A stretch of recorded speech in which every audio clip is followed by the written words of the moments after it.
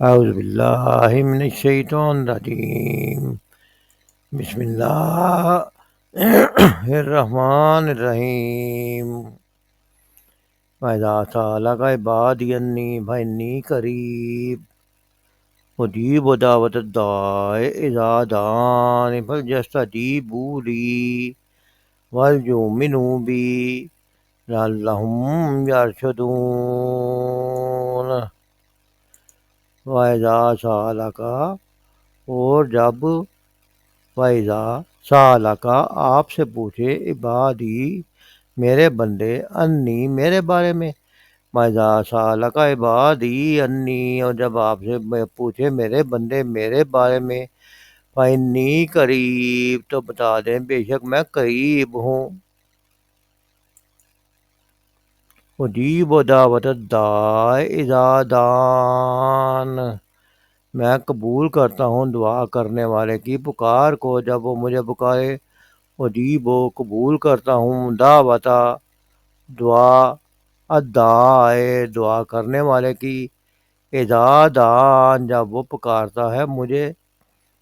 اجیب دعوت الداع اذا دعانی میں قبول کرتا ہوں دعا کرنے والے کی پکار کو جب کہ وہ مجھے پکارے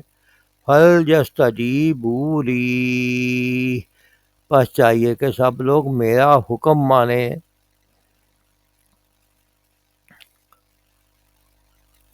فَلْيَسْتَجِیبُوا بس چاہیے کہ حکم مانیں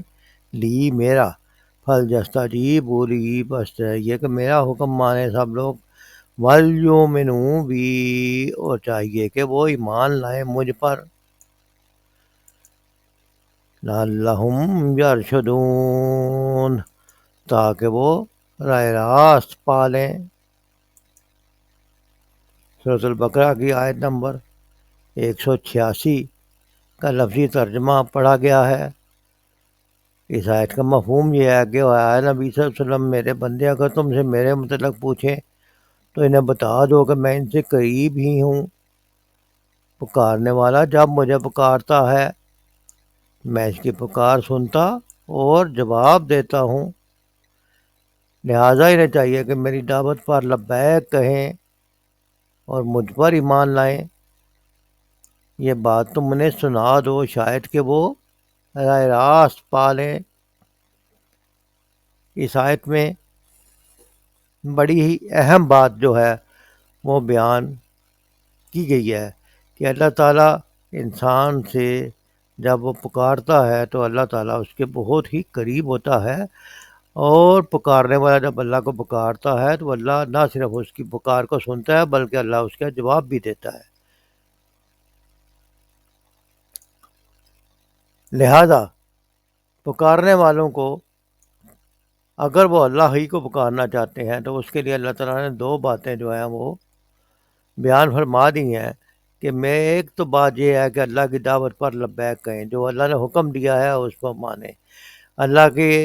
احکام پر چلیں اور مجھ پر ایمان لائیں اور اللہ ہی پر ایمان لانا اللہ ہی کو خالق و مالک ماننا اور اللہ ہی سے امیدیں رکھنا جو ہے یہ دل میں پکا ہو جائے تو اس سے کیا ہوگا یہ راہ راست ہے تو اللہ سے دعا مانگنے کے لیے دو باتیں صرف ضروری ہیں کہ اللہ کی دعوت پر لبیک کہنا اور اللہ پر ایمان لانا اللہ تعالیٰ سے دعا مانگنے کی دو شرطیں جو ہیں وہ اس آیت میں بیان کی گئی ہیں کہ اللہ تعالیٰ بندوں کے حالات سے بہت واقف ہے ان کی حاجات سے بھی آگاہ ہے ان کی مصلحتوں کو بھی جانتا ہے اور چونکہ اللہ نے ہمیں پیدا کیا وہ ہماری فلاح و بہبود چاہتا ہے اس آیت میں اللہ تعالیٰ فرما رہے ہیں کہ اللہ تعالیٰ ان کی پکار کو سنتا ہے ان کی دعا کو قبول کرتا ہے دعا کی قبولیت کی مختلف شکلیں ہو سکتی ہیں جو اللہ تعالیٰ اپنی حکمت کے مطابق کبھی کو تو دعا کو اسی صورت میں قبول کر لیتا ہے کبھی اس سے بہتر چیز مل جاتی ہے اور کبھی اس دعا کا جواب آخرت میں بہت زیادہ اجر کے ساتھ ملے گا اور قیامت والے دن جب بندے کو بہت زیادہ اجر ملے گا تو بندہ کہے گا یہ کیا ہے تو کہا جائے گا کہ یہ وہ دعائیں ہیں جو تو نے مانگی تھی لیکن قبول نہیں ہوئی تو بندہ اس وقت کو خواہش کرے گا کاش میری دنیا میں کوئی دعا قبول نہ ہوئی ہوتی تو اللہ ان کی دعا قبول کرتا ہے اور ان کے ساتھ نہایت شفقت اور مہربانی سے پیش آتا ہے۔ آیت کے اس حصہ میں اللہ تعالیٰ نے دعا کی قبولیت کی دو بنیادی شرائط جو ہے وہ بیان فرمائی ہیں۔ پہلا شرط یہ ہے کہ وہ اللہ کا حکم مانے۔ اللہ تعالیٰ جواب دیتا ہے، قبول کرتا ہے۔ اللہ تعالیٰ کے حکم کو مان لینا جو ہے پھل جیسا جی بولی میں شامل ہے۔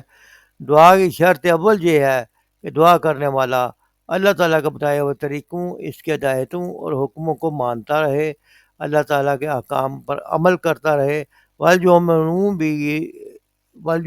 بھی اور وہ مجھ پر ایمان لائیں۔ مومن کا لفظ ایمان سے ہی نکلا ہے،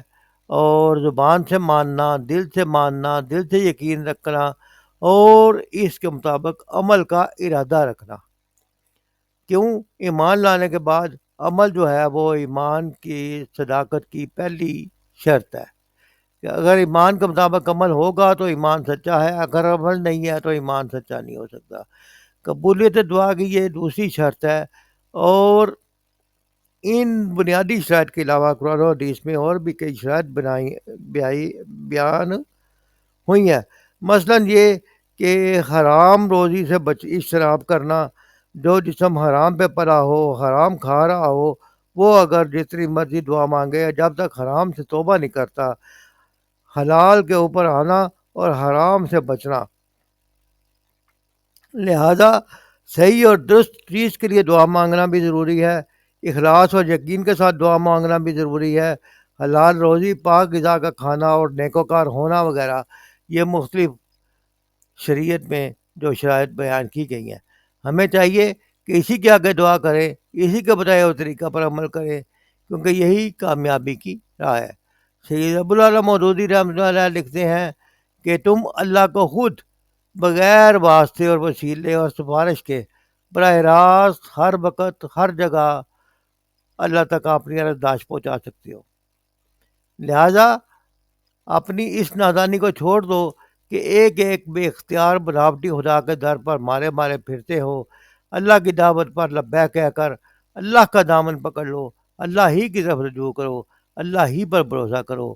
اللہ ہی کی بندگی و اطاعت میں آ جاؤ۔ ڈاکٹر اسحاق احمد صاحب لکھتے ہیں کہ اللہ اور بندے کے درمیان کوئی فاصلہ نہیں ہے، اگر فاصلہ ہے تو تمہاری نیت میں ہے، اگر تمہاری نیت میں فساد ہے، حرام خوری نہیں چھوڑنی، حرام خوری ہی کرنی ہے، تو پھر بندہ اللہ سے کس منہ سے دعا کرتا ہے؟ پھر وہ ایسے بندے جن کو یقین نہیں ہوتا کہ ہماری دعا قبول ہوگی، جو اوپر والی شرائط پہ پورے نہیں اترتے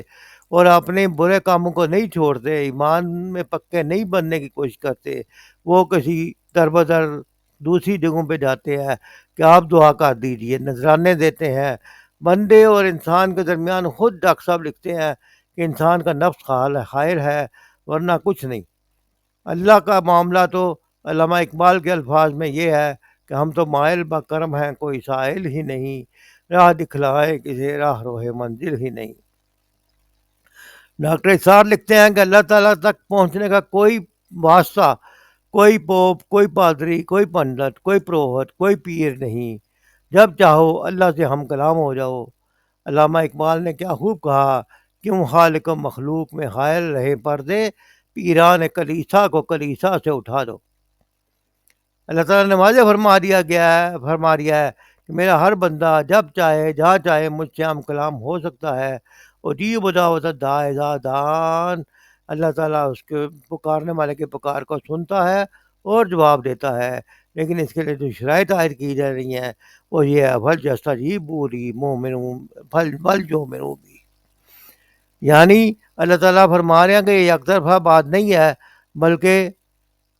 دو طرفہ معاملہ ہے، اور جیسا کہ بتایا جا رہا ہے کہ دو طرفہ معاملہ کیسا ہے کہ اللہ تعالیٰ کہتا ہے کہ انہیں چاہیے کہ میری دعوت پر لبیک کہیں، مجھ پر ایمان لائیں، اور یہ بات تم نے سنا دو، شاید کہ وہ راہ راست پا لیں۔ راہ راست یہی ہے کہ اللہ تعالیٰ کی دعوت پر لبیک کہنا، اللہ پر ایمان لانا اور ایمان کی شرطوں کو پر پورا اترنا، ایمان کو عمل میں لانا، اور راہ راست کا طریقہ یہی ہے۔ انہی راستوں پر چل کر ہم راہ راست پا سکتے ہیں، اور راہ راست پانے کے بعد ہم اللہ تعالیٰ کہتے ہیں کہ میرے بندے، اللہ کے بندے وہی ہیں جو اللہ کے بتائی ہوئی راہ راست کو پا لے، وہ اللہ کے بندے ہیں۔ اور اللہ تعالیٰ فرماتے ہیں کہ میرے بندے میرے متعلق پوچھے تو بتا دو کہ میں قریب ہی ہوں، پکارنے والا جب مجھے پکارتا ہے تو میں پکار سنتا ہوں اور جواب دیتا ہوں۔ لہٰذا انہیں چاہیے کہ میری دعوت پر لبیک کہے، مجھ پر ایمان لائیں، یہ بات تم انہیں سنا دو، شاید کہ وہ راہ راست پالیں۔ اللہ تعالیٰ سے دعا ہے کہ اللہ تعالیٰ ہمیں دین کو سمجھنے اور اس پر بہتر عمل کی توفیق عطا فرمائے۔ وما علینا الا البلاغ۔